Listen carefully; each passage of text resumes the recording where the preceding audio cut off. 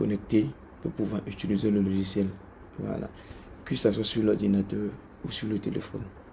Voilà. Si tu cliques sur se connecter, on clique sur se connecter et on remplit les informations.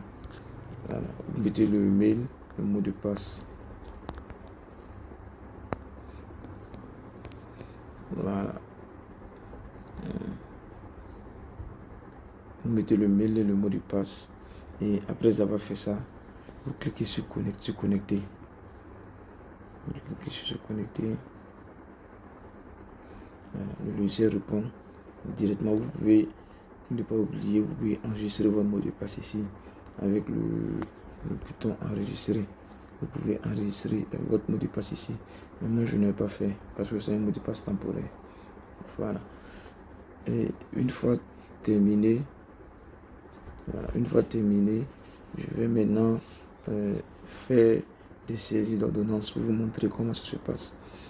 Donc, imaginons qu'un patient, ici son ordonnance, on a érythromycine. Donc, je tape éry, je descends, je sélectionne érythromycine.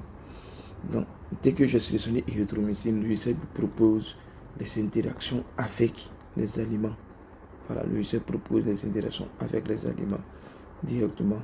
Donc, après avoir mis éry, imaginez que sur la même ordonnance, on a furosemide ou bien l'azilis.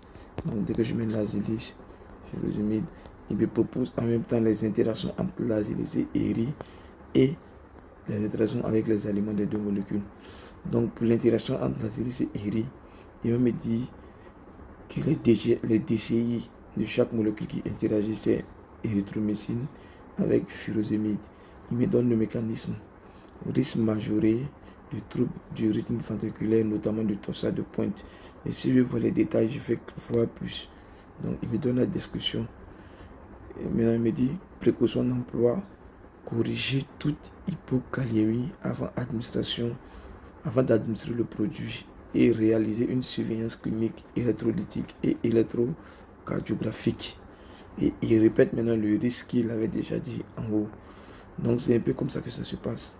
Donc, il décrit bien les interactions médicaments et il détaille les interactions médicaments-aliments. Par exemple, pour érythromycine, il va dire d'éviter les produits de pamplemousse, de prendre l'estomac vide et laisser 30 minutes à 2 heures avant le repas, car cela augmente l'absorption de l'érythromycine. Et puis prendre avec un verre d'eau complet, prendre avec beaucoup d'eau. Et pour le lazilis, il donne les autres informations pour le lazilis et il va conseiller de consommer la banane ou le jus d'orange qui apporte un peu de potassium pour lutter contre en fait l'hypokaliémie provoquée par le lazilis. Donc c'est un peu ça le logiciel. Donc on a une base de données immense qui contient presque tous les médicaments que vous allez retrouver sur le territoire burkinabé. Donc si je mets Gardénal, je peux ajouter Gardénal et puis Valium. Voilà, Gardénal, Valium. Et vous allez voir, il va montrer les molécules où il y a une interaction. Donc, éry-lazilis, c'est une interaction. Gardénal, Valium. Et il donne le type d'interaction. En fonction du type d'interaction, il y a la couleur qui s'affiche. Donc, ça, c'est précaution d'emploi. Le vert, ça va à prendre en compte. Donc, si association de conseil, ça va être orange. Et si c'est contre-indication, ça va être purement du rouge. Donc, Gardénal, Valium, il explique effectivement les différentes informations entre les différents types d'interactions entre les deux. Et voilà, avec des mesures à prendre. Donc, et il met les molécules ou les médicaments que j'ai saisis dont il n'y a pas d'interaction. Voilà, il les met ici. En éry et Gardénal, il n'a pas d'état d'interaction. En éry et Valium, il n'a pas d'état d'interaction. Entre l'azilis et Gardénal, il n'y a pas d'interaction. Donc il faut dire que la source sur laquelle on s'est basé pour faire le logiciel, c'est le thésaurus de l'ANSM. C'est un document qui est disponible, qui est fiable et qui est actualisé chaque année.